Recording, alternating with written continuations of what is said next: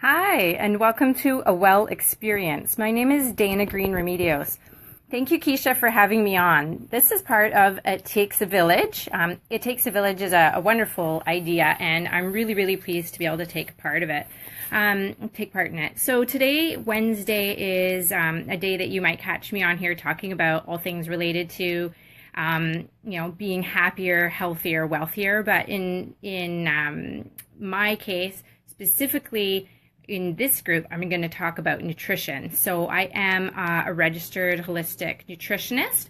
A holistic nutritionist talks to you about your lifestyle and how that's contributing to your health, not just what you're eating. So today I am going to talk about what you're eating or what you should or shouldn't eat a little bit more. I'm going to carry on talking about the carb group and specifically about sugars today. So if you've joined me before, thank you so much for that. I really appreciate you watching, and whether it's live or after the fact, I appreciate you and thank you so much. And thanks for being here again and joining me. So today is, as promised, sugar sensitivity. That's what we're going to talk about. So I'm just going to teach a bunch of stuff. I'm not going to diagnose you, but you can use some of this information to figure out if you think this might apply to you, because that's going to be really important information. If you've checked out the 21-day healthy eating challenge over at Be Sugar Free, to find it on Facebook, you would do at Be Free Sisters. So that's a site that I have with my sister. That page is right now doing a 21-day healthy eating challenge. But you could go there at any point to get the information that's there. And it's basically laying out and teaching what a healthy eat diet is. A lot of the information is very similar to what you would get from a dietitian. What dietitians and holistic nutritionists do is not exactly the same, but there's some overlap there for sure. Like we both get into, we love recipes and sometimes diet plans and stuff, but we do quite different stuff. And yet, the principles of basic healthy eating, a lot of that is the same type of information that you would get from a dietitian. What I'm suggesting is that the area of your plate where you've got the starchy carbs, that you might want to limit that for a while, because the intention of the healthy eating challenge was to feel slimmer and lighter for summer. And oftentimes, we can accomplish that by increasing the vegetables in our diet and reducing more of like the breads and stuff like that. If you've tried it and you've tried at any point following just a basic healthy eating kind of plan, a basic healthy diet, and it hasn't entirely worked for you, keep watching. If you've ever followed a basic healthy diet and you still have carb or sugar cravings, keep watching. If you followed a basic healthy diet and for some reason you didn't feel, even though your plate was balanced and your day was balanced, you didn't feel balanced, then definitely keep watching. So compulsive eating and feeling imbalanced, even when you're eating what should be a basic healthy diet, is a sign that you're going to need to tweak the average diet, because you're not average, that you are a special person, you are yourself, and you need to work on the way that you eat and what you eat to find what works best for you. So let me give you some information today, and there's so much good stuff I want to talk about. I've got notes right down here, so if you see me looking down at my notes, I definitely have notes today, and it's going to be really helpful. So let's talk about some things that might indicate sugar sensitivity. Really liking to eat sweets. You do like to eat sweet food often, maybe bread, cereal, popcorn, or pasta as well. If you struggle or you have struggled in the past with alcohol or drugs, if you have parents that struggled with alcohol or drugs or were really in love with sweets themselves, that's important too. If you're overweight and you can't seem to lose the weight easily, or if you're depressed and you can't seem to get out of your depression, or conversely, if you're anxious or you overreact to stress, if you have a history of anger that can at times even surprise you, keep watching. So these are all, according to Dr. Kathleen Desmaisons, who has worked with a lot of addicts and has worked with people who are sugar sensitive, these are signs that you might be sugar sensitive. It's a good indication that you could look into this and get some really helpful information and maybe even change what you're doing and feel way better. So what sugar sensitivity means is that you have a biochemical reaction to sugar that's different than the average person. So the amount of sugar circulating in your bloodstream is part of this. And then it's also chemicals in your brain. And the chemicals in your brain that are part of this are serotonin and beta endorphin. So you probably have heard of serotonin. It's a feel-good chemical. Dopamine is also affected to some extent as well. And beta endorphin is one you might not have heard so much about, but you might have heard of endorphin rush when you go for a run or something. That's the kind of thing that we're talking about. So there are lots of chemicals that can regulate our putting on weight or our blood sugar, and are implicated in how hungry or full we feel and how well we respond to carbohydrates, and whether we get a metabolic disorder or a blood sugar disorder. Insulin, for example, is involved in our wanting to reduce carbs or increase carbs that we're, that's our attraction to those foods. Leptin is one that is a hunger hormone. So one of the ways that we can help and encourage to balance leptin is we can eat anti-inflammatory foods, because leptin is involved with inflammation. Ghrelin is one that involved with hunger as well. It's one of our hunger satiety hormones in our stomach. And that one we can help along by eating more fiber. So if we want to affect our insulin, we can eat fewer carbs. If we want to affect our ghrelin, we can eat more fiber and less sweet drinks. If we want to improve our leptin, we can eat anti-inflammatory foods. So we can actually adjust or affect the way that these chemicals are affecting us by adjusting what we eat. So that's the principle behind understanding whether or not you're sugar sensitive, because you can adjust what you're doing, what you're eating, and feel better. So some really interesting things that are coming up these days in the general public are talk about intermittent fasting, or going on really high fat diets, or really high protein breakfasts, all that kind of stuff. These are things that are going on in the sort of nutrition community. So if you've run across some of these and they looked interesting and you weren't sure if it would suit you, knowing if you're sugar sensitive is really important, because if you tend to depression or you tend to anxiety, now I can't claim that to cure or try and help cure depression or anxiety. You should definitely speak to a doctor if that's something that you struggle with. However, you could definitely be informed about how your food choice is, and the timing of when you eat affects depression and anxiety, because the amount of fiber and the types of fiber that we eat, the amount of carbs, the type of carbs, the amount of sugar, and the type of sugar that we eat, so all that whole group of foods directly affects our gut microbiota, and they are also connected to our mind and our feelings. And even at the level of, having a protein-rich breakfast versus having a carb-rich breakfast, if you are someone that tends to be depressed, then eating actually more carbs in the morning could really help you produce the serotonin that you need to feel better. If you're someone who's tends to be anxious, then you would want to do the inverse. You'd want to have, I'm getting confused. But anyway, so the protein for breakfast or the carbs for breakfast can definitely influence which chemicals that you experience. So if you're high anxiety and you eat a protein-rich breakfast, that's definitely going to affect you. So you can, and I'll post, because I'm getting confused talking about it right now, I'm going to post it down in the comments after about what you could do that might be something to experiment with to see if you can affect your mood positively. So I'm going to talk right now about some of the, some of the reasons why you might feel imbalanced on a balanced diet. So here are some of the indications that you have a blood sugar imbalance. So if you have optimal blood sugar, then you will feel energetic, tired when appropriate, focused and relaxed, clear, having a good memory, able to concentrate, able to solve problems effectively, easygoing, and even-tempered. Doesn't that sound lovely?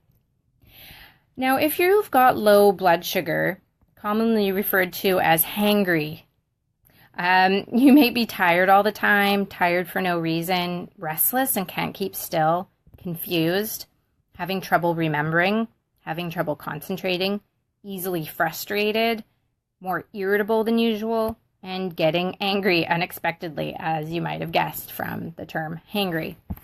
So blood sugar and your blood sugar balance definitely is going to affect your mood and your ability to stay level emotionally and even mentally to some extent.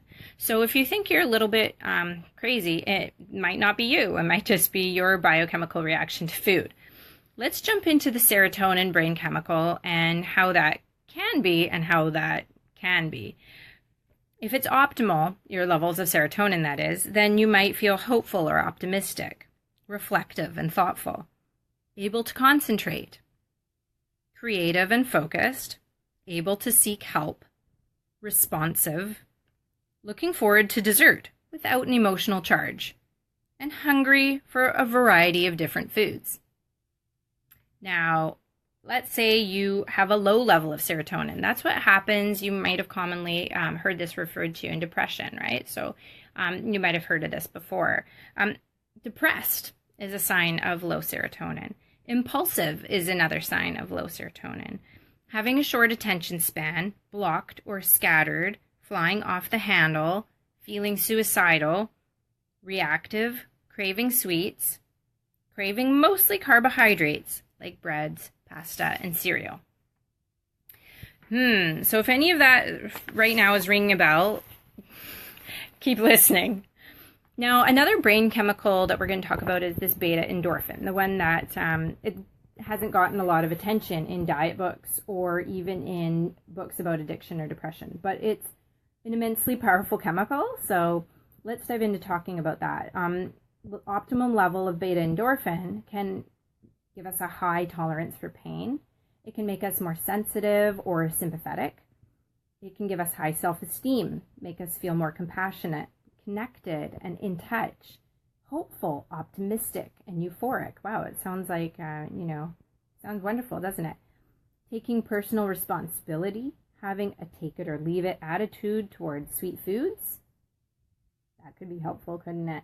And solution-oriented. Wow, so this is really making us in our good place. This is making us the type of go get 'em, kicking it, through the goal and knocking it out of the park and all this kind of thing. It's really, we are winners when we have a high level of beta endorphin, aren't we? What's a low level of beta endorphin like? Let's read some of what is connected with having a low level of beta endorphin. Having a low tolerance for pain, being tearful or reactive, being overwhelmed by others' pain, having low self-esteem, feeling isolated, depression, hopelessness, feeling done to by others, craving sugar, and being emotionally overwhelmed. So we all will feel these things from time to time, but if you get into this kind of a state on a regular basis, this could mean that you often have imbalanced levels of beta endorphin. So that's really good news because it means that there's something that you can do about it. Isn't that wonderful? So this delicate balance, we're going to kind of look at what that would mean if you were low in blood sugar, serotonin, and beta endorphin. What does that look like? Tired all the time, for no reason, restless, can't keep still, confused, so tired and wired, right? Having trouble remembering or concentrating, easily frustrated, more irritable than usual, getting angry unexpectedly, depressed, impulsive, having a short attention span, feeling blocked and scattered, flying off the handle, feeling suicidal, reactive, craving sweets, craving mostly carbs, bread, pasta, and cereal, having a low pain threshold, being tearful and reactive with low self-esteem and overwhelmed by others' pain, feeling isolated, depressed, hopeless, done to by others, and craving sugar and emotionally overwhelmed. Whew, that sounds awful, doesn't it? What if you were only imbalanced in one area?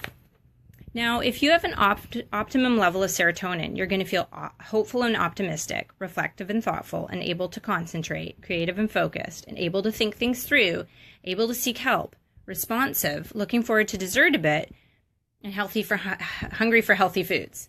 But you're also tired for no reason, you're restless, confused, have trouble remembering if your blood sugar is low, easily frustrated, irritable, and if you've got low beta endorphin at the same time, you're still tearful, reactive, depressed, isolated.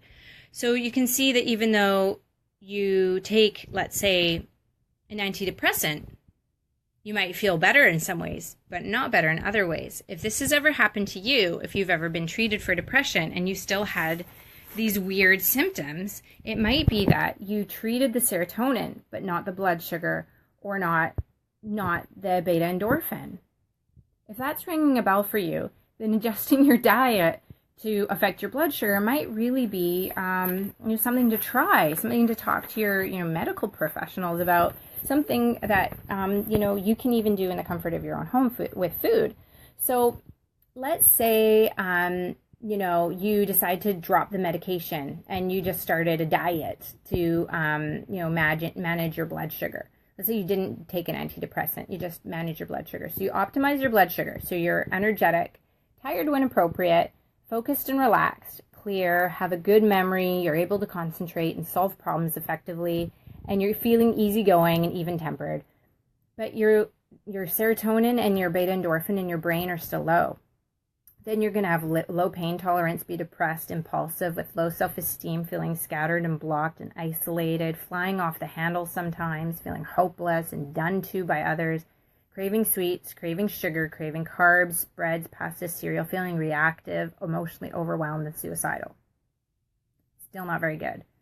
So you start feeling better, but trouble comes, because what can happen here is you actually have receptors in your body for all these different chemicals, of course, right? So if you've ever heard of down-regulating or up-regulating, all these factors come into play and make you more or less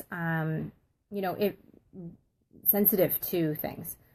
So balancing all three levels is really important. If you are eating really well and you are optimizing your beta endorphin, like maybe you've got a lot of things under control, you can have a huge improvement. But if you haven't adjusted so that you haven't improved your serotonin yet, then you still won't feel great. So getting all three balanced is possible, according to Dr. Kathleen Desmaisons, and that's what I'd like to talk about today. What does she recommend? Well, and sorry for the camera moving all over the place, but you gotta work with what you got. So this is what we're doing today. Sometimes life is crazy like that. Maybe you understand. So blood sugar naturally fluctuates during the day. It comes up around just after breakfast, goes down again, comes up just after lunch, goes down again just after dinner, or a while after dinner. So when we are eating, we usually are trying to bump our blood sugar up, but not too high up, because if we bump it too high up, then we come crashing down again. That's why eating foods with fiber in them to slow the release of sugar into our bloodstream is a great thing. And eating complex carbs is better than eating simple carbs. And eating, vegetables and fruit usually works better than just eating or drinking fruit juice or eating like cookies. So let's see, what can we talk about here? Okay, so we've got this idea of wanting to balance all of our chemicals. What we want to do here is start out by avoiding sugar. So that's why my page is called Be Sugar Free, because really it's not people that have no trouble feeling good when they eat a balanced diet that come to me as a nutritionist, because normally they don't have out of control cravings, so they're able to stick to a healthy balanced diet and If they eat bad for a while, they stop eating bad for a while, and then they feel better and they don't ever need to come to me. It's people who have out of control eating and they don't know why and they can't seem to get better. Those people come to me. So that's why, you know, finding balance can involve, of course, support in your family or amongst your friends groups or with your partner. Exercise is really, really important. I like to get people to get outside and get a little walk in every day. You know, rebounding is a lot of fun, like on a little mini trampoline. Those are all great things. And getting a little bit of exercise every day, drinking plenty of water is really, really important. But in terms of getting started, these are not my 7 steps, but these are the steps recommended by Dr. Kathleen Desmaisons for balancing sugar sensitivity. Of course, just like I recommended in the 21-day healthy eating challenge, you're going to start with understanding what you're dealing with and then starting a food journal. So when you keep a journal, you want to, first of all, make sure you're eating 3 meals a day at regular intervals. Is that the very best way to eat forever and ever for everybody? Maybe not for everybody. In fact, intermittent fasting can work great for a lot of people. But for you, if you think you're sugar sensitive right now, please eat 3 meals a day and keep track, because a lot of the time, if you're sugar sensitive, you might find that you skip meals and then you binge. So please keep track. Taking vitamins is recommended. So a regular multivitamin for now, and maybe an essential fatty acid supplement, like we're talking fish oil or a Udo's Oil 369, something like that, is going to be a really good idea. Making sure you get enough of those good fats, and just a regular multivitamin is a good place to start. Maybe a kind of a good quality one that looks like the person at the store tells you it's well absorbed. That would be great. Eating the recommended amount of protein at each meal. So you don't have to be, you know, a meat eater, but you do have to make sure that you get the right amount of protein. So outlined in the 21-day healthy eating challenge, I've talked about protein so much because you can definitely get enough protein on any, you know, even on a vegan diet, for example. But you just have to know what's a high protein food and what's a carbohydrate rich food. And like quinoa is great, but it's still more carbs definitely than protein, for example. And the amount of really rich protein foods in a vegan diet are fewer. And so you need to eat a lot of the higher protein food carbs, just to make sure that the balance doesn't swing too far towards the carbs. So you can't just consider your quinoa like all your protein for the day, and then eat really starchy, really sweet carbs. Like you can't just eat desserts and have quinoa as a protein. Like certainly quinoa can be your protein, but you need to balance that out with less sweet foods just to make sure you stay balanced, for example. So eating protein every meal was the next rule. Then the right amount of protein is something that you need to figure out. So usually it's going to be you know, a fairly easy calculation.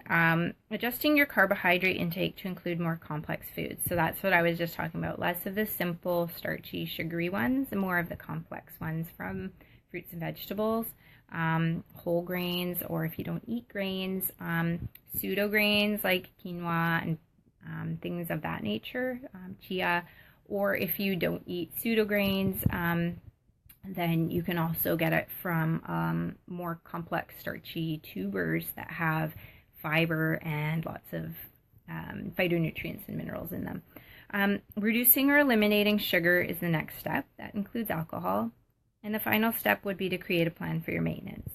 So this is really important. You need to do these things in order. It's really going to be tempting to jump ahead and just quit eating sugar. Keisha, I think, you know, you've told me you quit eating sugar.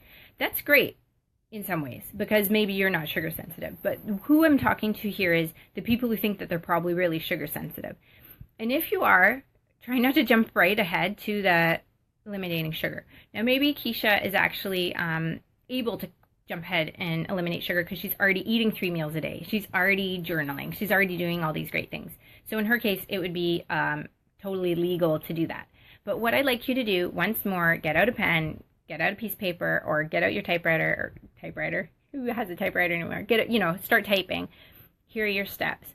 Keep a food journal, eat 3 meals a day at regular intervals, take vitamins as recommended, eat the recommended amount of protein at each meal, adjust carb intake to include more complex foods, reduce or eliminate sugars, including alcohol, and then create a plan for maintenance. So this seems simple.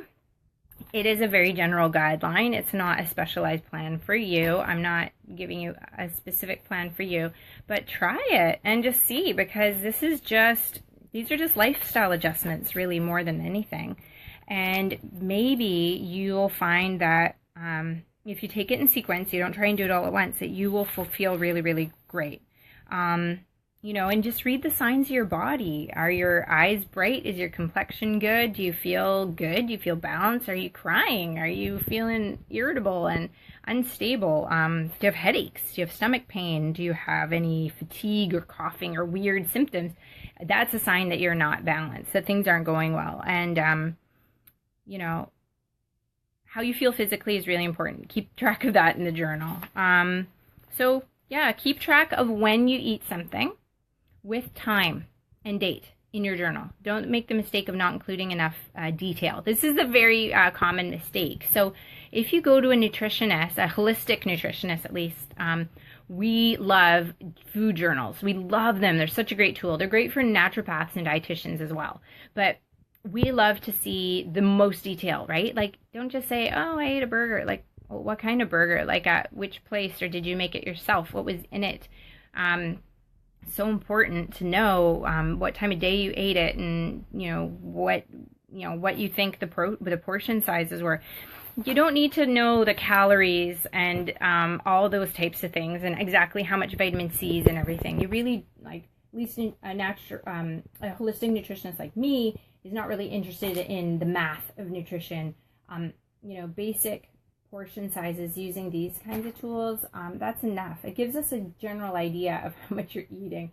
That's really just the type of information that we need. Just general stuff like what kind of foods you're eating. Like, some fast food places include totally different chemicals in their food than others, and so we could track, if those are places you eat at, we could track and find out that those are actually obesogens that are contributing to you being obese. So yes, chemicals can contribute to being obese. So if we rule out dietary things, like you're eating well and you're it's not based on any of the stuff that I'm talking about in a session like today, then maybe you've just got some clearing out of chemicals, like from your liver and systems and from your fat deposits, and that could really help you. So these are all things that we can try, but your food journal is really going to be a planning tool. So keep a good journal, and if you want any help or just reach out to me, and I hope that you will, because I love it. I love talking to you all. And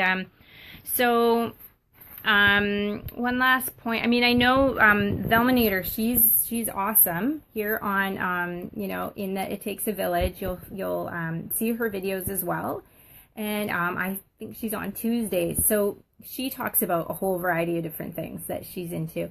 One of them is clean eating. So I'm really looking forward to her videos on that, because I think that's exactly what is the next step. Once you're eating like your basic healthy diet, you can really dial in your diet by making it way cleaner. And a lot of the time then you'll be avoiding some of these obesogens like I was just talking about, which might be another hidden reason that you can't maintain your weight, or that you struggle. Because a lot of the time, fat is not fat. Fat is your tired, toxic liver. Fat is, imbalanced chemicals in your own physiology. Sometimes it's chemicals from the environment that are affecting your the way that your organs work. It can be, stress and a lack of sleep. It can be so many things. You could be dehydrated. So, don't rule out all the reasons that it might not be your fault, because, I know that we like to punish ourselves and just say, oh, I'm just lazy. I don't exercise enough. I don't eat well enough. And, maybe that's true. We all have to take responsibility for ourselves and the way that we live, the way that we eat, drink, and be merry. But, it's, don't rule out that there are lots of different things that you didn't even know were bad for you, that you've been trying to do everything right. Eating clean is definitely recommended, but try this food journal. Check out your your potential for sugar sensitivity. Let me know what you think in the comments. What did you think about how beta endorphin affects you? What do you think about the way that serotonin affects you? Does any of this ring true for you? I'd love to know. And so this is Dana Green Remedios inviting you to check out the 21-day healthy eating challenge over at the Be Free Sisters, Be Sugar Free site. You can also check me at or join the group at Healthy Habits, which is a group here on Facebook that, you know, we talk about being healthier, happier, and wealthier. You can catch the lovely Keisha Dixon there every Sunday. And I'd love to get in touch with you. So have an amazing rest of your day, and whatever day it is that you watch this video, and catch you another time. Bye.